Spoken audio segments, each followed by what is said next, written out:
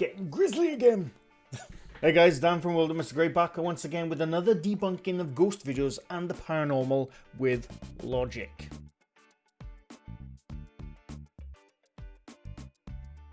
As always, if you want to go to the first clip, go to this time here. These ones are only going to be two clips, but they're big ones, so this is why I've kept it to these two. I will I'm going to hopefully be making some videos in every other day for the next week. I don't know, see what happens. I probably won't, because you know what I'm like. But I plan to try and catch up because I've missed a few. I put out a quick question in my last video asking you, what do you want next? The majority overall debunking.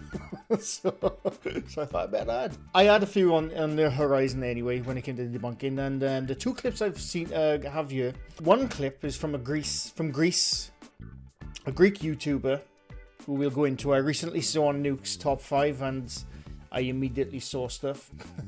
But the first one, we're gonna go in proper dude bro territory now first.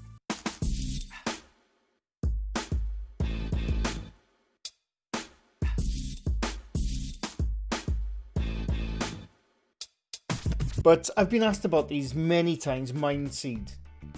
I've been asked loads of times over the last few months, please look at the Mindseed, please look at Mindseed. I've watched a few of Mindseed stuff, and my usual response was they're so overly edited before they get to YouTube, before they upload it, that it's really hard to find anything. But since I said that a few months back, I've found loads of stuff. Someone asked me on the weekend, can you look at the necklace pull? I had a look. I immediately, Rick Debunks already did it, but before that, I already could see it was done with the string where he pulls his thumb, and I'm sticking with that. But the other one, I've seen this clip quite a few times over the last few months. One of them gets pulled. Now, going through their videos, I'm going to get to the clip in a bit. Just let me say some stuff. But going through their videos, they're almost like, how can I say it? They're a bit like, how can I say it? They do the same kind of stuff like Mosagi, Oh My Gosh, Franco TV. They do it with a bit more style and finesse, and they're not as obnoxious as those lots. It almost looks like a very polished TV show, right? And that's a compliment to these people. But they do just state it as real when... No. No. But yeah, we're going to look at one clip from Mindseed. I'm probably going to get shit for this because they have an army of fans, but this is criticism, fair use. I'm just stating some stuff. That's all I'm doing. But this clip, I'm going to show you the clip first. I've seen this loads of times, and the very first time I saw it, I was like, what a load of shit. Just wrap it up and call it a night, honestly. Dude, you good? Dude. Shit, what the fuck? I think his name's Tanner. I think Casey's the main guy. Tanner's the other guy. And I think there's a third guy. I can't remember his name. But they're in the hunting lodge. And they're walking down the stairs and they hear something down behind them. And one of the guys, he's on the floor. And then he looks up. What's going on? What's going on? I don't know. Woof. And it's the most cringiest, cliched horror movie scene in every single horror movie since the bloody 70s. This, where they get drugged out and, oh my god! Dude, bro, dude, bro, dude. But I had a look at the clip, and I've seen some stuff. I've seen some edits, and I've pointed them out. I've put the word cut, C-U-T, not cat, cut, where I can see the edits, and they're very subtle. They're extremely subtle. You will only see if you slow them down. But the first edit is when they first hear the noise behind them. He turns. I think it's Casey holding the camera. He turns around, and that's where the first edit. And I've put the word "cut" where the first edit is.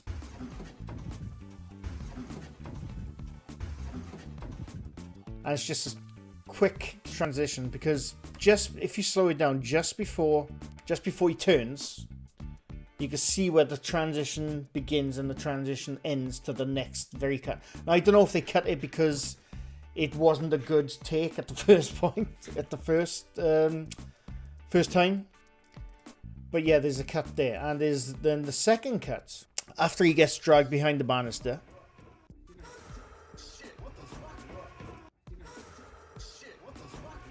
There is another cut just before he runs. Just before he runs. There's another subtle cut. Now, this cut could be there for a number of things. That cut, for me, is there probably to... for whoever dragged... Because he was definitely pulled by a person. Whoever dragged him behind the banister gave him time to run out of the shot or something. And, you know, that's where that cut is. And then there's another very subtle cut. Well, this third cut, I can't actually prove 100%. But that's where I would put a cut if I was going to hide something. Because I've done this in videos of mine in the past where I've made short films. And when you're filming something and you want, I don't know, you want to make sure something is out of the way, or if, you know, you want to hide an edit, you hide a cut in either fast motion or you hide it in darkness. And I've pointed this very similar tactic, or edit, I should say. It's not a tactic, edit. In a few of Franco TV's videos, he uses the same technique where he hides a cut in the dimming of a torch or total blackness. And that's where the third cut. But like I said, I can't 100% prove that because you can't quite see it. But that, to me, is where I'll put the edit. And that's it. I know that's only a short clip, but that one entire clip. I've seen many other clips of theirs. Like the one where where they play the piano and the whole house starts shaking. It's bollocks. You know, they say it's real. Who might say it's different? Going off that one clip, and like I always say this, and I'm going to say the same thing in the second clip I'm about to show you. But I always say, you see one bullshit clip that determines every other clip on their channel to be absolute bollocks as well. You know, what's the saying? Fool me once, fool me twice. I can't remember. Basically, if you lie once, you lie again. It's as simple as that. And you know, maybe they are doing it just for entertainment. I know, because I always get the comment, "Oh well, they're only doing it for entertainment." It's fine, totally fine. But they don't state they're doing it for entertainment. They state they're doing it as real. And I don't believe it's real. I'm just saying. And I'll go through some more clips of theirs in a future episode. But that was the one that stands out, always stood out to me. And look, if you're gonna fake something, don't use the most cliched scene in every single horror movie since the bloody 60s. Use something a bit more original. That's all I'm saying. But anyway, moving on. Right, the next clip. I recently saw this on Nuke's Top 5 and now I've completely forgotten his bloody name. Oh, I need a translation. Hang on, 2 seconds. This YouTube channel is called Paranormal Activities. It's a Greek channel, but luckily it has English subtitles.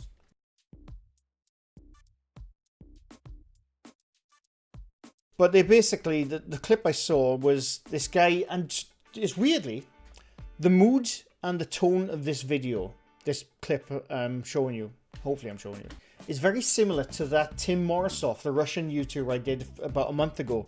I mean, it's clearly not, because this one's in Greece, that one was in Russia, but you could almost say that they were filmed by the same people. They're not. But the entire look, the entire tone, the color grading of the footage almost looks identical to the Tim Morisov one. So I don't know if it's like, if the people who make these fake videos are going a different direction of a way of filming. You know, because this always happens. You'll see certain trends happen when something becomes popular. You'll see other people doing exactly the same thing, like the Bismillah videos. I don't even watch them anymore. They're all the same cookie cutter bollocks. They're all bollocks. They're all the bloody same. And, you know, they're kicking indoors, shouting Bismillah, and you'll see something behind their shoulder. And that's a trend that you'll see. Another one was the shadow dudes poking from outside, out of a corner in the background. once again, you see one, you see 100 others of those videos pop up. I'm wondering if this is the same thing, but it's the trend of that style of filmmaking. In this clip, sorry, I'm rambling like hell. I do apologize. But in this clip, they're in I don't know where they are, some house somewhere, and they find all kinds of activity. And you go through their videos, it's a similar kind of activity. But he's lying on the bed. There's two people there. There's one filming, there's one doing the investigation. But he's lying on the bed, and then things start shaking, and things start blowing off the table. And they have camera 1, camera 2, and their main camera set up. Now, we're led to believe that this is all live action, or how can I say, in real-time camera footage of each camera angle they set up. It's not, but that's what they're saying. Then they run out, it's all dramatic, they run downstairs. There's a couple of things. So the first one, which is obvious, the table where the things blow off, that can be done in any number of ways. There's probably someone with like a newspaper blowing the bloody things off. Hey, what's this going on in my crib? And that's all they do is add a camera shake effect. You can do that in Premiere, you can do that in DaVinci Resolve, you can do it in any video editing software.